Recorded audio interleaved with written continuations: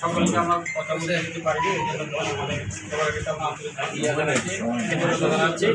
অনেক সিনিয়র নেতৃবৃন্দ আছেন, অ্যাডভোকেট আজাদ স্যার আছেন, তারপরে বাহার আছেন, সেক্রেটারি মহোদয় আছেন, এখানে পরিচয় আছেন, কিন্তু আমরা সুন্দরভাবে বক্তব্য দিতে পারলাম না, এই জন্য আমরা দুঃখিত। এইবার আমাদের সমাপনী যে কথা সেগুলো বলবেন আমাদের লাইব্রেরির যে প্রধান উপদেষ্টা আপনাদের আজকে সারা বাংলাদেশের মানুষের কাছে জনপ্রিয় আমাদের দলের মহাসচিব মির্জা ফখরুল ইসলাম, আর আমাদের সাথে আরো উপস্থিত আছে জেএসসিটি পাঠাগারের সম্মানিত সভাপতি আব্দুল সালাম, আহ্বায়ক মহানগর দক্ষিণ। আর উপস্থিত আছেন জেএসসিটি পাঠাগারের সম্মানিত সদস্য সচিব দীপ্তি সহ সম্মানিত নেতৃবৃন্দ, আসসালামু আলাইকুম। আসলে আজকে সময়টা খুব কম হয়ে গিয়েছে, মানে আমাদের যে সবার ভিতরে যে আনন্দটা সবাই আমরা প্রকাশ করতে পারছি না এত কম সময়ের জন্য। মানে স্যারের উপস্থিতিতে আমাদের কত মানে মনটাকে আরো অনেক বড় করে দিচ্ছে, অনেক উৎসাহ বাড়িয়ে দিচ্ছে। আমার মনে হয় এখানে যারা আছে তারা অনুভবটা করতে পারছে, আমি এখানে বুঝতে পারছি, আমি আমার অনুভূতিটা বলতেছি যে আমার মনে হচ্ছে যে আমি মনে হয় আমার জীবনে যদি কোনো শ্রেষ্ঠ কাজ করে থাকি আজকে সেই কাজটা আমি করেছি। কারণ আমরা আমাদের ইতিহাস বিকৃত হয়ে যাচ্ছে, আমাদের ইতিহাস ঘরে ঘরে পৌঁছাতে হবে, ভুল ইতিহাস রচনা হচ্ছে। আমাদের নতুন প্রজন্মের জন্য এই লাইব্রেরিটা খুব দরকার ছিল।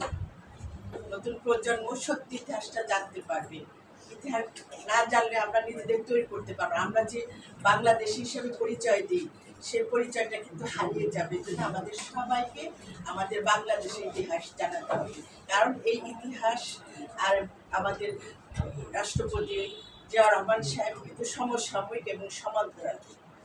ইতিহাসের সাথে রাষ্ট্রপতি জিয়াউর রহমানের একটা অঙ্গাঙ্গি সম্পর্ক আছে, সেটা আমাদের সবাইকে জানতে হবে। আর এখানে আমি যখন এই কমিটিটা করার কথা বললো, আমি তখন চিন্তা করেছি যে আমার কমিটিকে রিচ করা দরকার, এখানে জ্ঞানের ভান্ডার যাদের আছে তাদের নিয়ে করা উচিত। কারণ বই পড়ার অভ্যাস তো সবার হয় না, যারা টিচার থাকে, যারা অধ্যাপক থাকে, তারপরে যারা ডাক্তার থাকে, তারা কিন্তু সব সারাক্ষণই পড়াশোনার মধ্যে থাকে। এই পড়াশোনার চর্চাটা তাদের ভিতরে বেশি থাকে। সেই চর্চাটা আমি মনে করি আমার সদস্য যারা হয়েছে তারা আরো বিপুলভাবে ছড়িয়ে দিতে পারবে। মাননীয় মহাসচিব জানিয়ে বলেছে যে এটা আমাদের এখন ঘরে ঘরে পৌঁছাতে হবে। আজকে আমরা জেলা পর্যায়ে আছি, জেলা থেকে আমরা যাবো ইউনিয়ন থেকে আমরা যাব ওয়ার্ডে, প্রত্যেকটা ঘরে ঘরে আমরা এই জেএসসিটি পাঠাগারকে দিয়ে যাব।